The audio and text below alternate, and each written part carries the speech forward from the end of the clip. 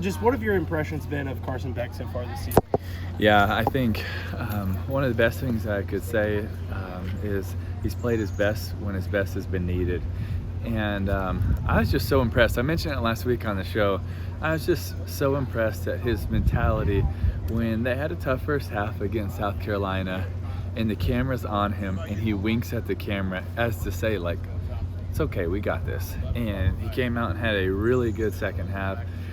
Against Auburn, a really good fourth quarter, made plays, has had a lot of his best plays in those second halves. I mean, if you're a Georgia fan, that's a really nice sign, because it's easy in today's offense to kind of put up some certain stats and some offenses here and there, but man, in the hard moments to come through on the third and longs and the fourth downs, and when you're down 7 at Jordan-Hare, that's hard. That's one of the hardest places in the country to play. We couldn't win there. That's difficult. And what he did in the fourth quarter, I think it earned a lot of respect from his teammates and definitely from me, and I know a lot of other people watching. Tim, I was going to ask you about Georgia's 22-game win streak. It kind of jumps out at me. I think you had a 22-game win streak down there with what they call the Swamp Kings era now. That's now officially the Swamp Kings era. How do you compare the Georgia win streak to the Florida win streak with 08-09, I think, right? Yeah, I think they were both special runs. What Kirby's done here it's been incredible. The style and the manner in which he's done it, back-to-back championships, it's pretty incredible. The way he's done it with the physicality, the defenses, but the offenses that have come through in big moments, and the game plans in SEC championships and semis and natties. It's just been special. He's done it his way. Just got to give him so much credit. And the way that he's continued to keep that mentality, the way that he's kept so many of these players here. I was just in the weight room getting a lift in a few minutes ago, and just we were talking about with some of the strength staff, like he's kept all these players that, I mean, their second, third team players are still better than a lot of other starters, and he keeps them here. And I think part of it is because he teaches that mentality, and they know that most of the players are going to get drafted and play at the next level, and they know that when they do get on the field, they're going to be one of the best teams and one of the best players in the country. And he teaches that mentality of, we're going to be the hunter, not the hunted. And I know the phrases get tossed around a lot, but it goes so much deeper than that. And I just think he deserves a lot of praise, because it's hard, especially when you get to the top and you can sustain it, and you're getting everyone's best game.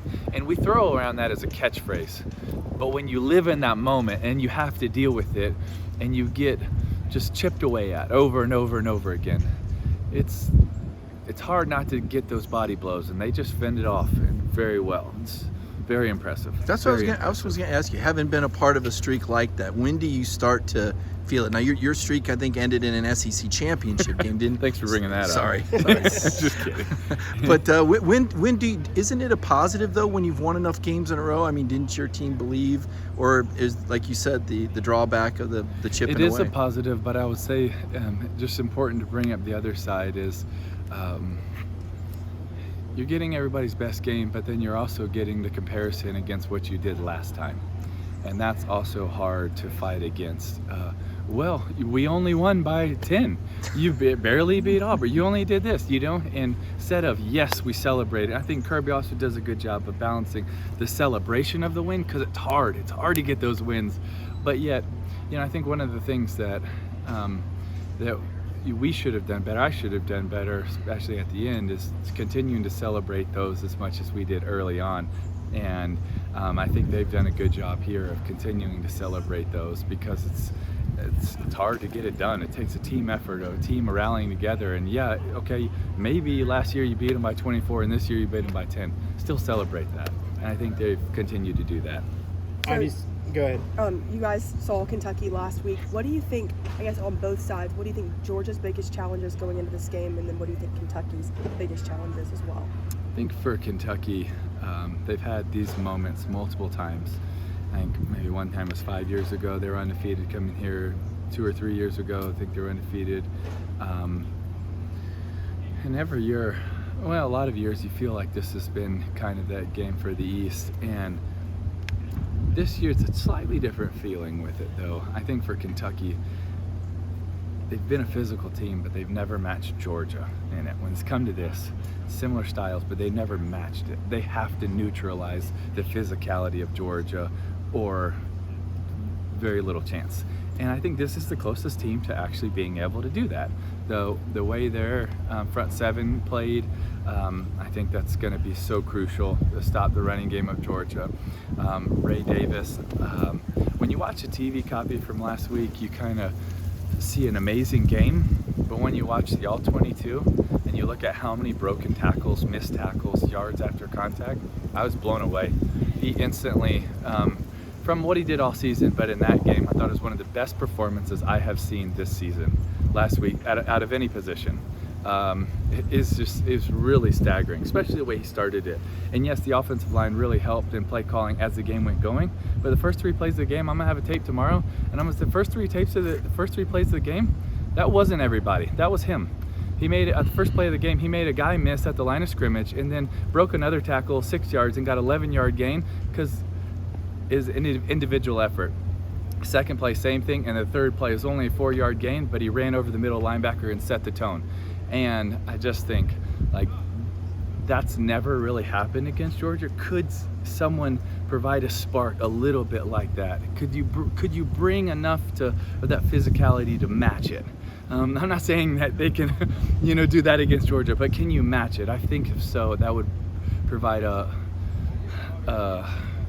I don't know, sense of relief that you can match that physical presence against Georgia. Because let's be honest, when's the last team to do it?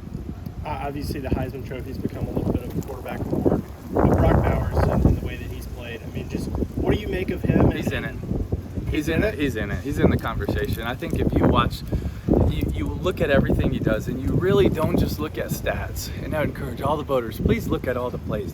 Please look at the jet sweeps. Please look at the motions. Please look at the way he draws defenders. Please look at the way that he's on slip screens and their eyes are on him and other players get open. Please look at the way on third down that he drew a couple of guys and now lads one-on-one. Look at when they run a tall sweep and he's blocking down on the edge defensive end that outweighs him by probably 35 pounds, and he locks his outside edge and he runs the number with him and he gives Georgia a 6-yard gain. Like, they need to look at all of those plays, and I think when you look at all of it, I'm not saying that he's number one, I'm just saying that he is so in that conversation for me because of everything he does, and then on top of it, what he does in the clutch.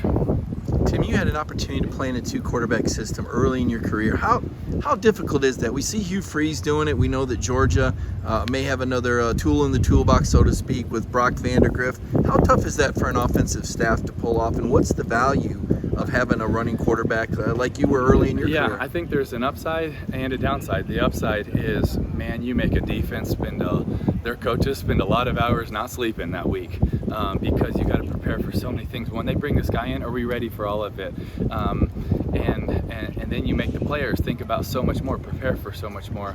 I think the downside of it is you always worry about the chemistry, about the communication going in and out. I think it's not just their talents, it's also the mindsets and the personality of those guys. And we were fortunate that worked well.